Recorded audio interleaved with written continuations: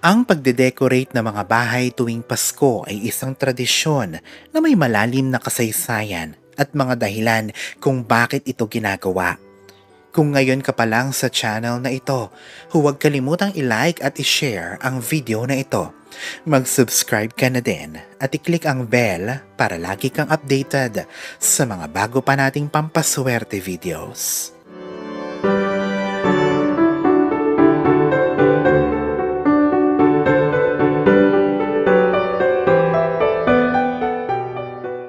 Narito ang ilan sa mga paliwanag kung bakit tayo ay nagde-decorate sa mga bahay natin tuwing Pasko. Una, pagpapakita ng kasiyahan at pagdiriwang.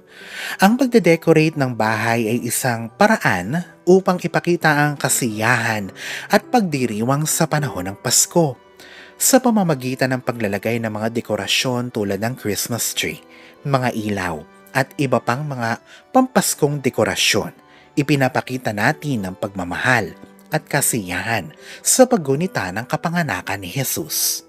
Pangalawa, pagpapalaganap ng positibong enerhiya.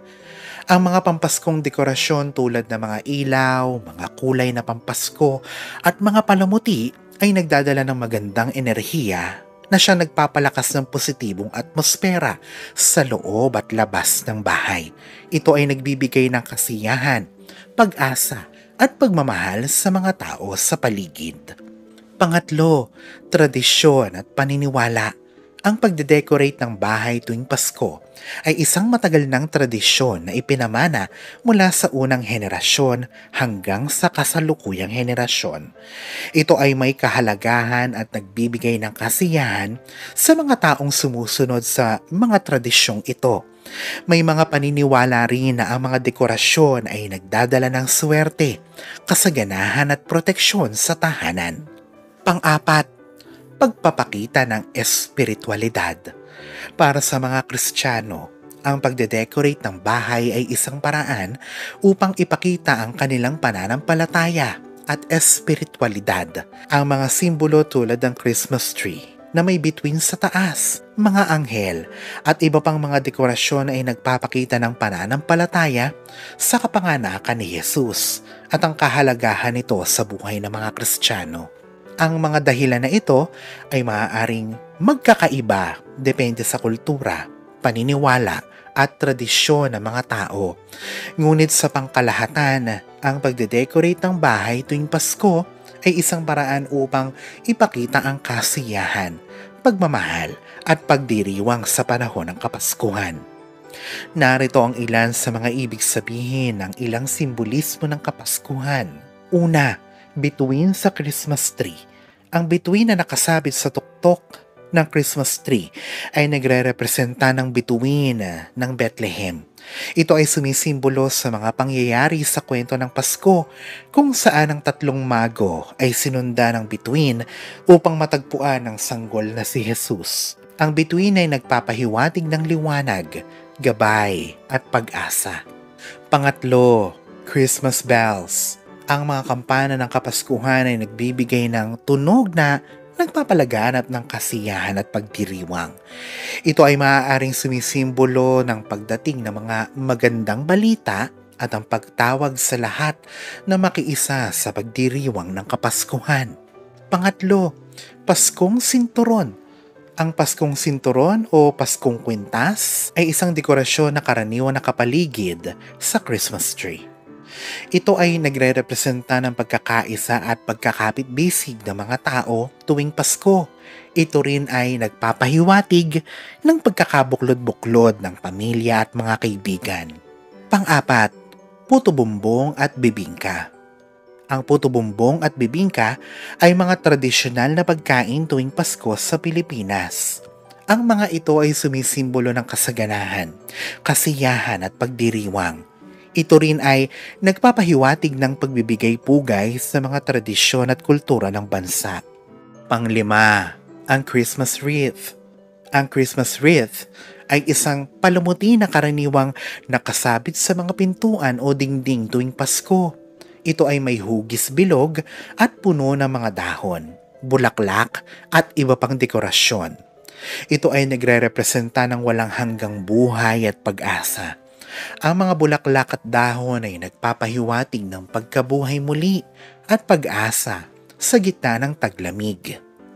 Ang mga simbolismo na ito ay nagbibigay ng kahulugan at pagpapahalaga sa mga dekorasyon at tradisyon sa panahon ng Pasko.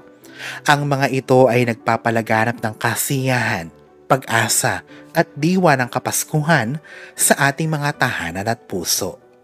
Ang mga Christmas balls o mga bola ng Pasko na karaniwang nakasabit sa Christmas tree ay may iba't ibang mga simbolo at kahulugan. Una, pagdiriwang at kasiyahan. Ang mga Christmas balls ay nagpapahiwatig ng kasiyahan at pagdiriwang tuwing Pasko. Ang mga makulay na bola ay nagbibigay ng masayang ambience at nagpapalakas ng positibong atmosfera sa loob ng bahay. Pangalawa, pagpapakita ng tradisyon. Ang mga Christmas balls ay bahagi ng mga tradisyon sa pagde-decorate ng Christmas tree. Ang paglalagay ng mga ito ay nagpapakita ng pagsunod sa mga tradisyonal na paraan ng pagdiriwang ng Pasko. Pangatlo, pagpapahalaga sa pagkakaisa. Ang mga Christmas balls na magkakaiba ang kulay at disenyo ay nagpapahiwatig ng pagkakaisa sa kabila ng pagkakaiba-iba. Ito ay nagpapakita ng diwa ng pagkakapantay-pantay at pagmamahal sa kapwa.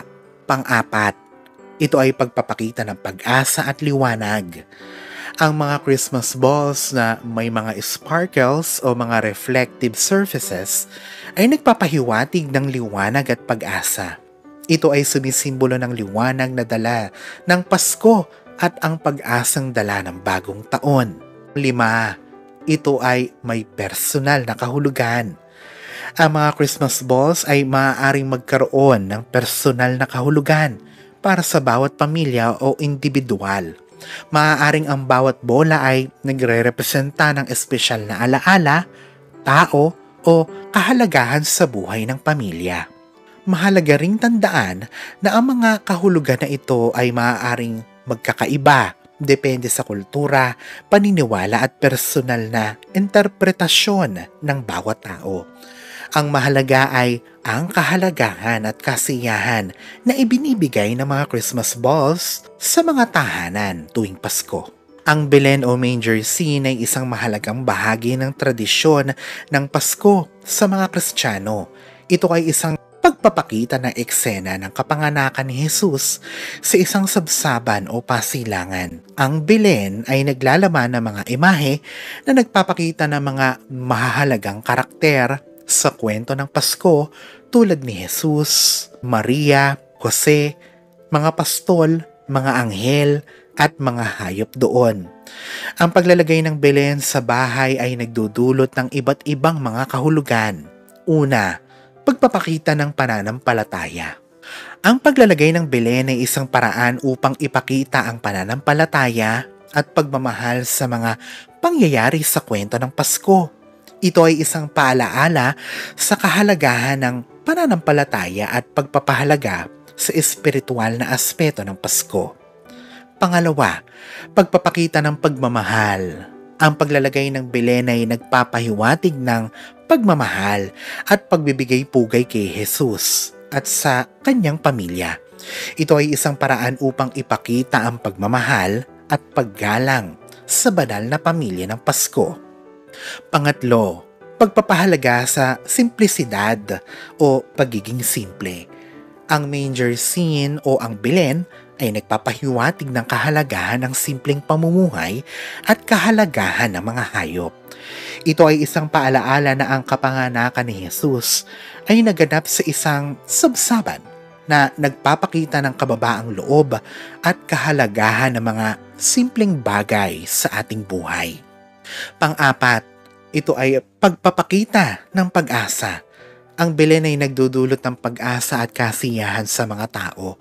Ito ay isang paalaala na sa kabila ng mga pagsubok at kahirapan, mayroong liwanag at pag-asa na dala ang kapanganakan ng Panginoong Hesus. Ang paglalagay ng Belen sa bahay ay isang tradisyon na nagpapahalaga sa mga pangyayari sa kwento ng Pasko at nagpapakita ng pananampalataya, pagmamahal, pagpapahalaga sa simpleng pamumuhay at pag-asa. Ito ay isang paraan upang bigyang diin ang tunay na kahulugan ng Pasko at ang pagdiriwang ng kapanganakan ni Jesus. Ang mga Christmas lights o mga ilaw na dekorasyon tuwing Pasko ay nagtataglay ng iba't ibang mga simbolismo at kahulugan. Narito ang ilan sa mga ibig sabihin ng mga ito. Una, liwanag at kasiyahan. Ang mga Christmas lights ay nagpapahiwatig ng liwanag at kasiyahan tuwing Pasko. Ang mga makukulay na ilaw at mga palamuti ay nagbibigay ng masayang ambience at nagpapalakas ng positibong atmosfera sa loob at labas ng bahay. Pangalawa, pagpapakita ng pag-asa.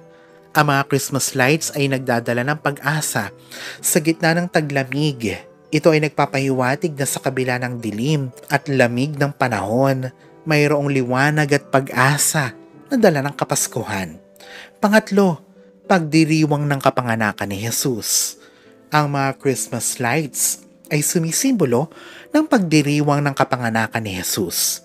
Ang mga ilaw na ito ay nagpapahiwatig ng pagbati at pagdiriwang sa pagdating ng banal na sanggol. Pang-apat, pagpapakita ng pagkakaisa. Ang mga Christmas lights na magkakasama at magkakakabit ay nagpapahiwatig ng pagkakaisa. Ito ay nagpapakita na kahit magkakaiba tayo, maaaring tayo ay magkasama-sama at magkaisa sa pagdiriwang ng Pasko. Panglima, pagpapahalaga sa tradisyon. Ang paglalagay ng mga Christmas lights ay bahagi ng mga tradisyon sa pagde-decorate tuwing Kapaskuhan. Ito ay isang paraan upang ipakita ang pagpapahalaga sa mga kultura at mga paniniwala na nauugnay sa Kapaskuhan. Ang mga kahulugan na ito ay maaaring magkakaiba depende sa kultura at paniniwala at personal na interpretasyon ng bawat tao. Ang mahalaga ay ang kahalagahan at kasiyahan na ibinibigay ng mga Christmas lights sa mga tahanan tuwing Pasko. Tunay na nakakatuwa at puno ng kasiyahan ang mga Christmas decorations tuwing Kapaskuhan. Ang mga ito ay hindi lamang mga simpleng dekorasyon, kundi mga simbolo ng kasiyahan, pag-asa at pagkakaisa. Sa pamamagitan ng mga Christmas decorations, nabibigyang buhay ang espesyal na atmosfera ng Pasko at nagiging mas malapit tayo sa isa't isa. Ang mga Christmas decorations ay nagpapakita ng kahalagahan ng pagdiriwang at pagpapahalaga sa mga tradisyon at kultura. Ito ay nagbibigay ng liwanag at kulay sa mga tahanan at mga lugar ng pampublikong pagdiriwang. Ang mga ito ay nagpapahiwatig ng kasiyahan, pag-asa at pag-ibig na bumabalot sa panahon ng Pasko. Sa huli, ang mga Christmas decorations ay hindi lamang mga bagay na nakikita natin, kundi mga pahiwatig ng mga puso nating puno ng kasiyahan at pagmamahal. Ito ay mga alaala ng mga masayang sandali at mga pagkakataon na binabahagi natin sa mga mahal sa buhay. Sila ay mga patunay ng ating pagdiriwang at pagbibigay halaga sa mga espesyal na sandali katulad ng Pasko. Naway, ang mga Christmas decorations ay patuloy na magdulot ng kasiyahan, pag-asa at pagkakaisa sa ating mga tahanan at sa buong mundo tuwing Kapaskuhan.